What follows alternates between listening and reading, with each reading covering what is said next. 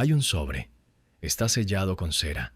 Lleva más de 40 años escondido en una casa de un pueblo perdido entre las montañas de Bosnia y Herzegovina.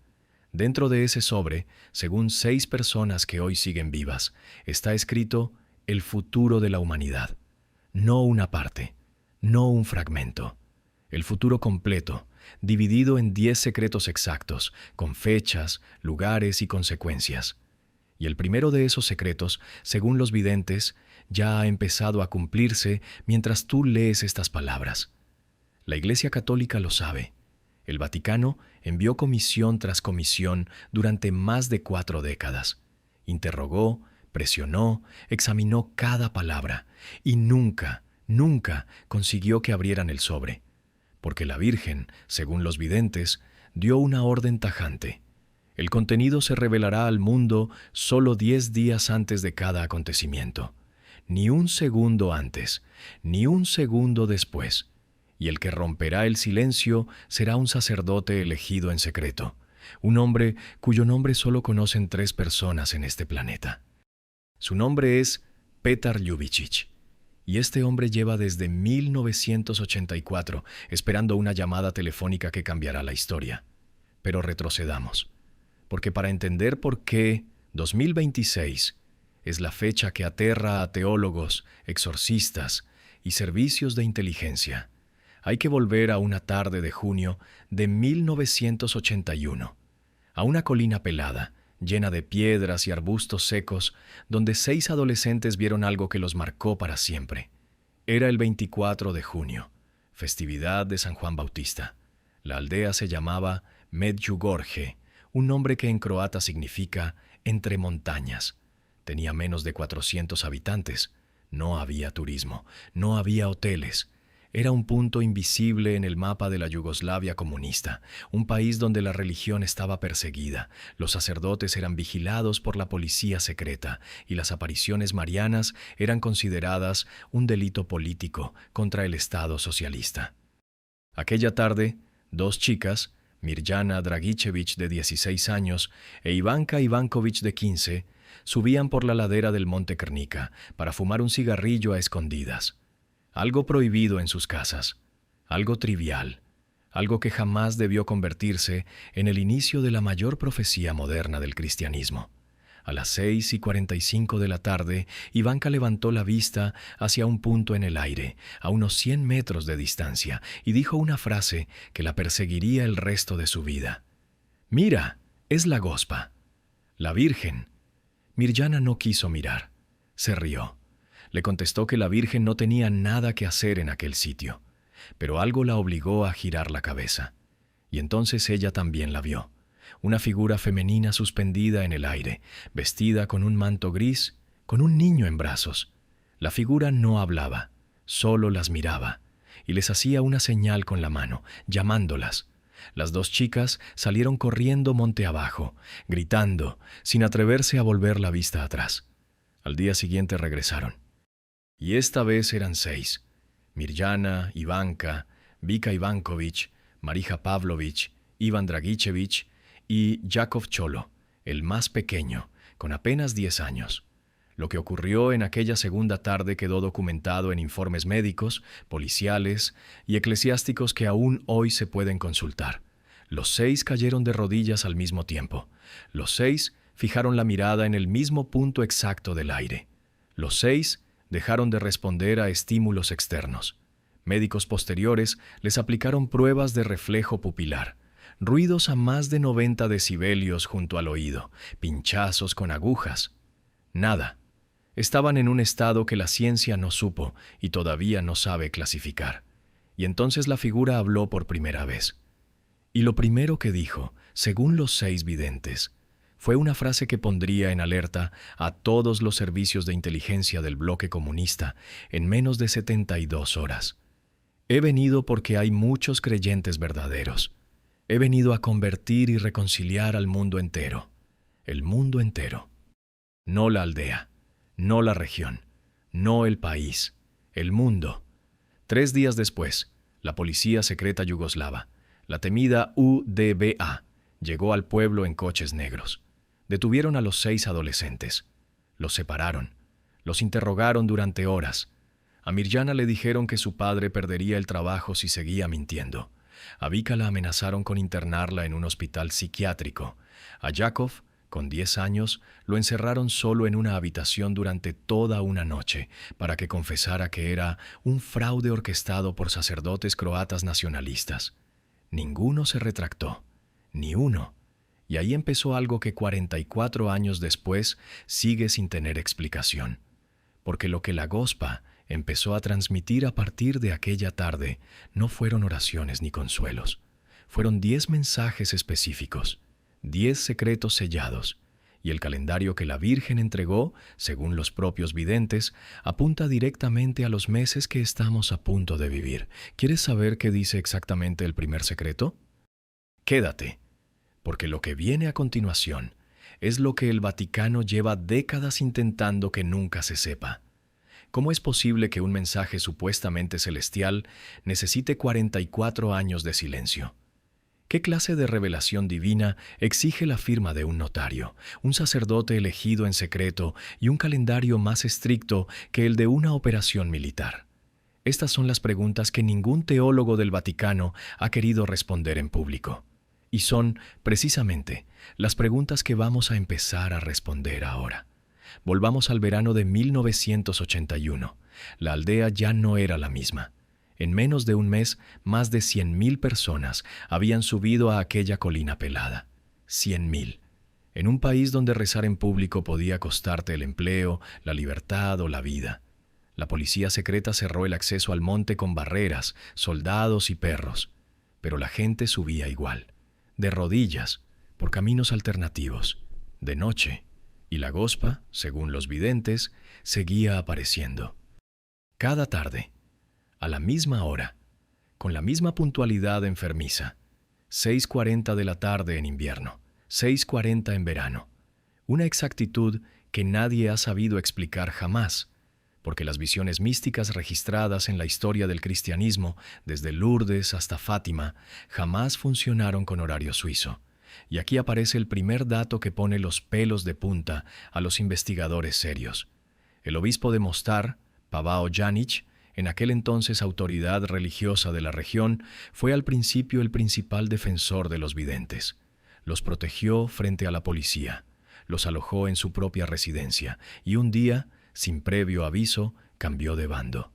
De la noche a la mañana se convirtió en su mayor enemigo. Llegó a calificar el fenómeno de la mayor estafa religiosa del siglo XX. ¿Qué vio Janić? ¿Qué le dijeron en privado los videntes que le hizo cambiar tan radicalmente? El obispo se llevó esa respuesta a la tumba en 1999, pero dejó un dossier de 600 páginas, archivado en la diócesis de Mostar, que aún hoy nadie ha publicado íntegro. Lo que sí sabemos, porque los propios videntes lo han repetido en entrevistas grabadas, es que la Gospa empezó a entregarles los secretos uno por uno, no todos a la vez, goteando, como quien suelta lastre antes de un cataclismo. Mirjana fue la primera en recibir los 10. Ocurrió el día de Navidad de 1982. Tenía 17 años. Estaba sola en su habitación, en casa de unos familiares en Sarajevo, cuando la figura apareció por última vez de forma diaria. Le entregó un objeto, algo físico, algo que ella todavía hoy conserva escondido. Es un pergamino, no de papel, no de pergamino animal corriente, hecho de un material que, según Mirjana, no es de este mundo. Lo describe como una superficie que parece tela y piedra al mismo tiempo, imposible de doblar más de una vez sin que recupere su forma original. En él están escritos los 10 secretos, en un idioma que ella misma no entiende. Solo puede leerlo cuando lo sostiene entre las manos en presencia de Petar Ljubicic, el sacerdote elegido. En cualquier otro momento, las letras desaparecen, se vuelven invisibles, se funden con la superficie. ¿Suena increíble? Lo es.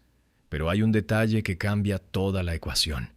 Periodistas franceses del programa Mystères, en 1991, consiguieron filmar el objeto durante 3 segundos.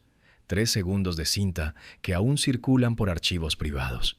Y los expertos en materiales que analizaron los fotogramas no pudieron identificar la composición. no es papiro, no es lino, no es ningún polímero conocido. Sencillamente no encaja con nada catalogado por la ciencia moderna.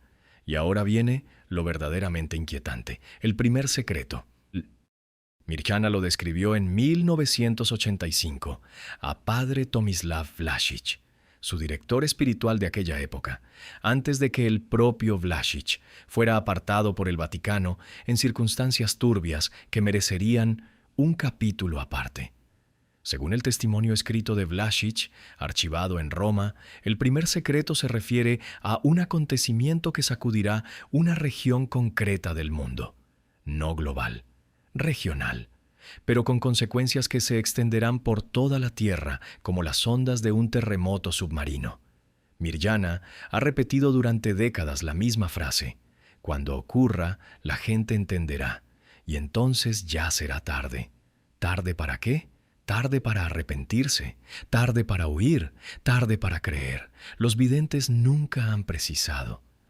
Pero hay un dato cronológico que en los últimos meses ha empezado a circular en círculos vaticanos restringidos y que algunos sacerdotes croatas han confirmado off the record a periodistas italianos. Mirjana habría comunicado a Petar Ljubicic en una carta sellada entregada en 2023 que el primer secreto está muy cerca. Esas fueron sus palabras exactas, muy cerca. Y la pregunta que nadie quiere hacer en voz alta es esta: ¿qué significa muy cerca en boca de una mujer que lleva más de 4 décadas guardando un secreto que dice haber recibido del cielo? ¿Meses, semanas, días? La respuesta, según fuentes que pronto conoceréis, apunta a un periodo concreto del año 2026. Y lo que se supone que va a ocurrir en ese momento desafía cualquier explicación racional que la humanidad haya intentado dar hasta hoy. Imagina por un momento que tienes en tu poder la fecha exacta en la que el mundo cambiará para siempre. Imagina que sabes el día, el lugar y la magnitud. Imagina que llevas contigo ese peso desde que eras adolescente y que no puedes contárselo a nadie, ni a tu marido, ni a tus hijos, ni a tu confesor. ¿Cuánto tiempo aguantarías sin enloquecer? Porque eso, exactamente eso, es lo que llevan haciendo 6 personas durante más de 4 décadas. Y la pregunta que ningún psiquiatra ha sabido responder es cómo lo soportan. Vika Ivankovic, la más extrovertida de los 6, sufrió a partir de 1988 una serie de enfermedades inexplicables, tumores cerebrales que aparecían y desaparecían en las resonancias magnéticas, parálisis temporales que duraban semanas, dolores en la columna vertebral que ningún neurólogo de Zagreb, Roma o Múnich consiguió diagnosticar. Los informes médicos están publicados, cualquiera puede consultarlos, y sin embargo, ella los aceptó como parte del trato. Porque la Gospa, según su propio testimonio, le pidió que ofreciera su sufrimiento físico, a cambio del cumplimiento de los planes celestiales. Vika aceptó. A los 23 años, sin titubear. ¿Qué clase de fenómeno te lleva a sacrificar tu cuerpo voluntariamente, durante toda una vida, por un mensaje que ni siquiera puedes contar? La psiquiatría llamaría a esto delirio místico colectivo. Y sin embargo, el doctor Henri Joyeux, oncólogo francés de la Universidad de Montpellier, examinó a los 6 videntes en 1984 con un equipo de neurólogos, cardiólogos y oftalmólogos. Aplicaron pruebas durante éxtasis filmados con cámaras de alta velocidad. Los 6 dejaban de parpadear simultáneamente. Sus globos oculares se movían en sincronía perfecta, mirando todos al mismo punto invisible. Sus latidos cardíacos descendían a niveles compatibles con el coma. Y al terminar la visión, los 6 volvían a la normalidad en la misma fracción de segundo. La conclusión del informe Joyeux, publicado y firmado por todo el equipo, fue tajante. No estamos ante un fenómeno de sugestión, alucinación ni patología mental conocida. Recordemos que esto no ocurre en una secta, no ocurre en una habitación cerrada. Ocurría delante de cámaras, en presencia de médicos escépticos, con instrumentos científicos pegados al cuerpo de los videntes. Y nadie, ni un solo investigador serio, ha conseguido jamás reproducir esos resultados ni desmentirlos. Pero centrémonos en lo que importa, porque mientras Vika cargaba con sus dolores y Mirjana custodiaba el pergamino imposible, la Gospa siguió hablando. Y en 1987 entregó algo nuevo, algo que rompió todos los esquemas teológicos hasta el momento. Le habló a Marija Pavlovich del segundo secreto, y según la propia Marija confesó años después en una entrevista a la cadena italiana RAI, era todavía más concreto que el primero. Tenía un nombre geográfico, una ciudad, una construcción específica y una fecha que la vidente anotó en un cuaderno escolar que aún hoy guarda bajo llave en su casa de Monza, en Italia, donde reside desde su matrimonio con el empresario Paolo Lunetti. ¿Por qué Italia? Esa también es una pregunta que merece respuesta. 4 de los 6 videntes acabaron viviendo fuera de Bosnia. Mirjana en Medjugorje, Ivanka en una aldea cercana. Pero Marija, Iván y Jakov se establecieron en países distintos por motivos que ellos mismos jamás han explicado del todo. Algunas fuentes apuntan a que la Gospa les pidió esparcirse por la tierra antes del cumplimiento. ¿Para qué? Para no estar todos en el mismo punto cuando el primer secreto se desencadene.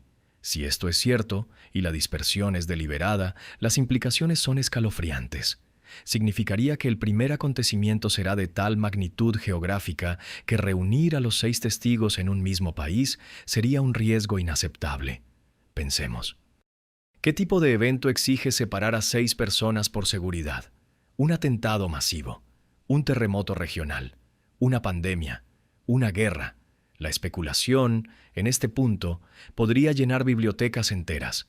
Pero hay una pista que pocos han querido seguir hasta el final y que conviene recoger ahora.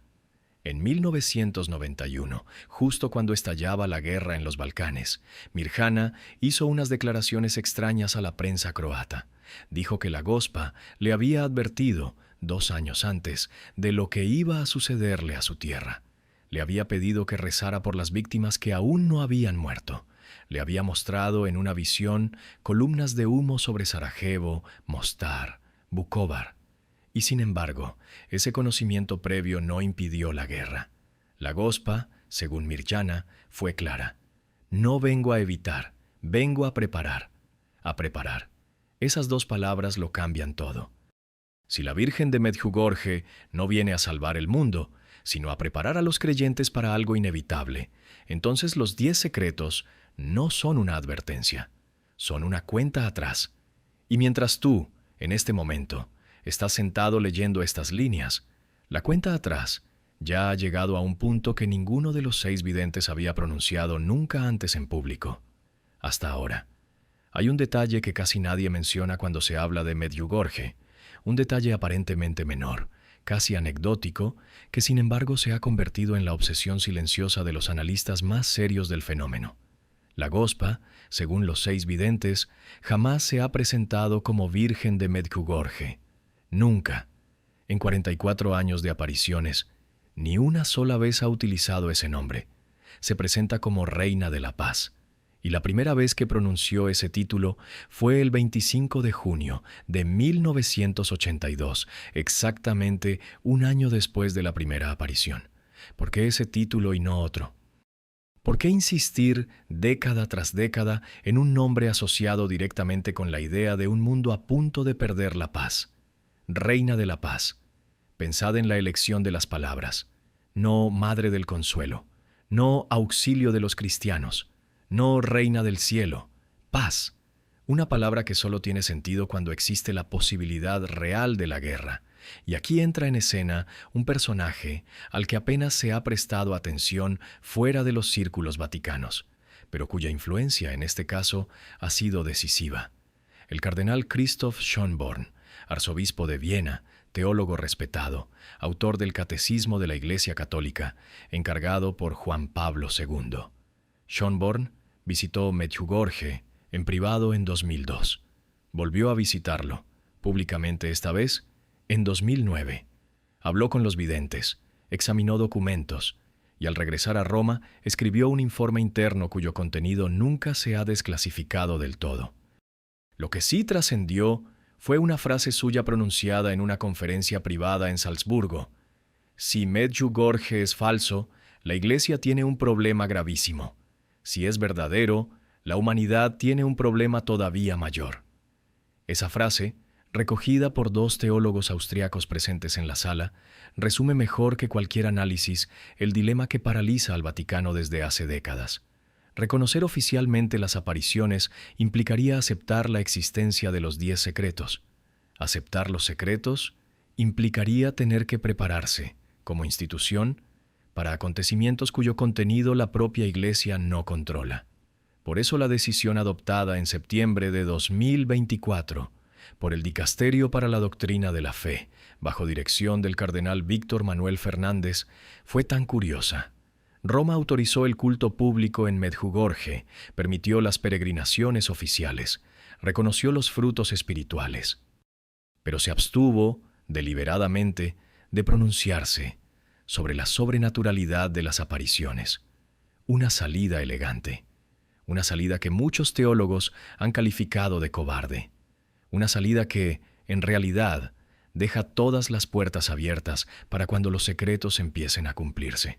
Porque los secretos, recordemos, no son 10 vagas predicciones poéticas como los famosos centurias de Nostradamus. Tienen estructura, tienen lógica interna y tienen sobre todo una secuencia precisa que la propia Mirjana describió en una entrevista del año 2010 al periodista italiano Saverio Gaeta. Los 3 primeros secretos serán advertencias para el mundo. El tercero dejará una señal permanente en la colina de Podberdo, justo en el lugar de la primera aparición. Una señal visible para todos, indestructible, hermosa, algo material, algo que la ciencia podrá fotografiar, medir, intentar explicar, y fracasará. Detente un instante en esto, una señal indestructible.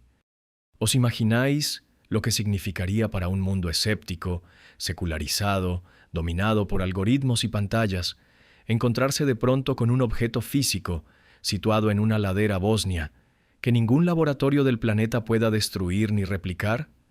¿Cómo reaccionarían los gobiernos? ¿Cómo lo cubrirían los medios de comunicación? ¿Qué pasaría con las redes sociales el día que las primeras imágenes empezaran a circular? La sola posibilidad de ese escenario ha llevado a varios analistas geopolíticos a estudiar Medjugorje no desde la teología, sino desde la perspectiva de la seguridad nacional. Suena absurdo hasta que descubres que el documento existe. En 2016, un informe interno del Servicio de Inteligencia italiano AISI, filtrado parcialmente al diario Il Fatto Quotidiano, mencionaba a Medjugorje en una sección dedicada a fenómenos religiosos con impacto potencial sobre el orden público europeo.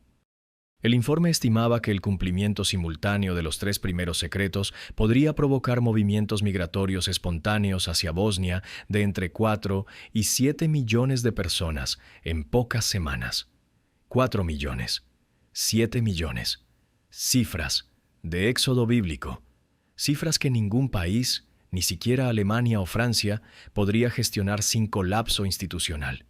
Y todo esto, conviene recordarlo, está calculado por funcionarios con corbata, en despachos con aire acondicionado, con gráficos y tablas. No por místicos, no por iluminados, por analistas profesionales que cobran un sueldo del Estado italiano para imaginar lo inimaginable. Si ellos toman en serio la posibilidad, si ellos elaboran planes de contingencia, ¿quiénes somos nosotros para descartarla con una sonrisa condescendiente? La pregunta entonces ya no es si los secretos se cumplirán.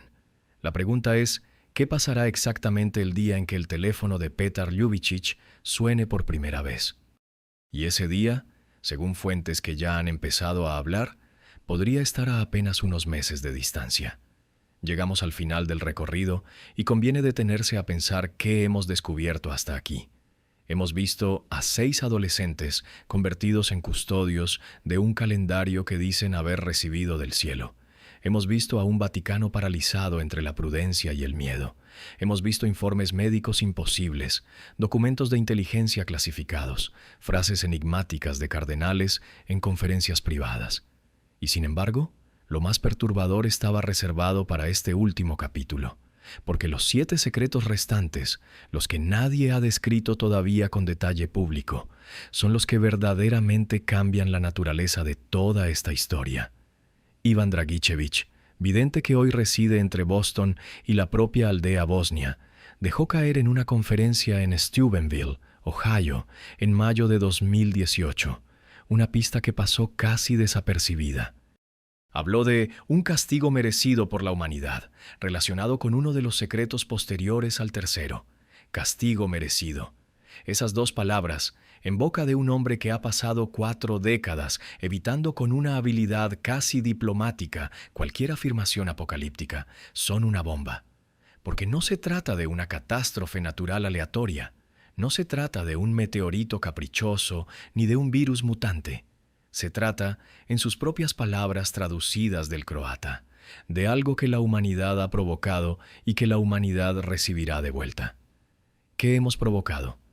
La pregunta queda abierta, pero las posibilidades son tan numerosas como inquietantes.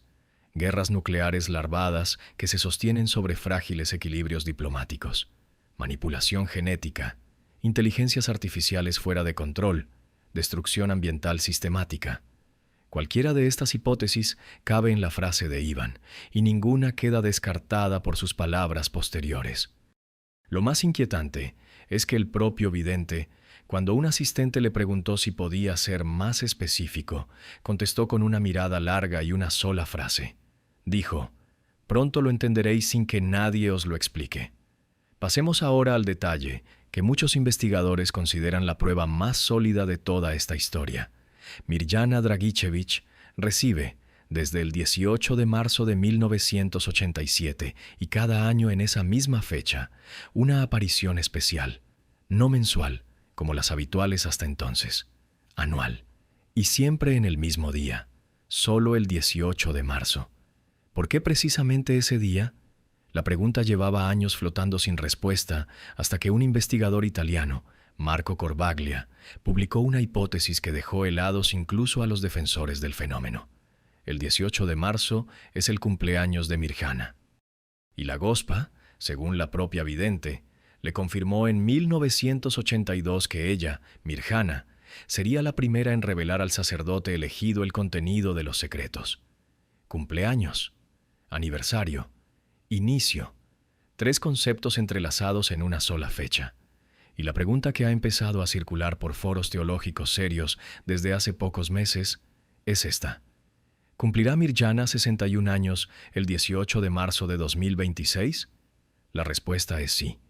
Y esa coincidencia, aunque pueda parecer trivial, ha disparado todas las alarmas entre quienes llevan décadas estudiando el fenómeno. Pero hay más. Padre Petar Ljubicic, el sacerdote elegido, el hombre que recibirá la llamada telefónica que lo cambiará todo, vive actualmente en un convento franciscano de Bosnia. Tiene más de 70 años, y en una entrevista concedida a la revista croata Glas Koncila en 2022, dejó escapar una frase que sus superiores intentaron suavizar después. Estoy preparado. Llevo toda la vida preparado, y siento que el momento ya no es lejano. Esas palabras, pronunciadas por un hombre conocido por su prudencia extrema, fueron suficientes para que más de 200 peregrinos viajaran a Medjugorje aquella misma semana, solo para confesarse con él. Y entonces llegamos a la pregunta final, la única pregunta que importa.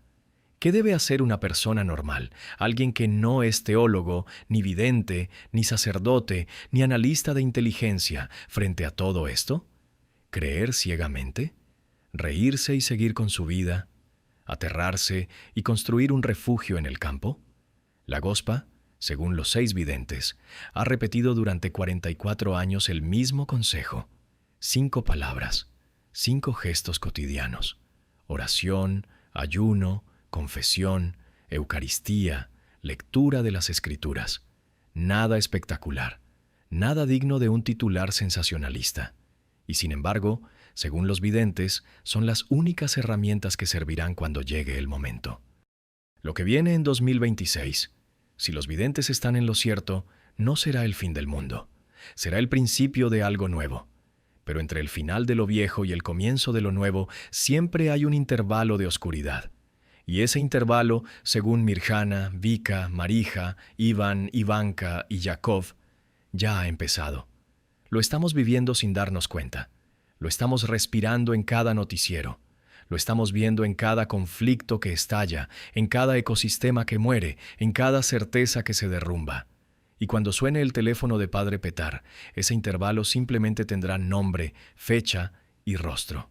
Si te ha gustado esta historia, dale like, escribe en los comentarios y suscríbete al canal para no perderte los nuevos episodios. Nos vemos en el próximo video.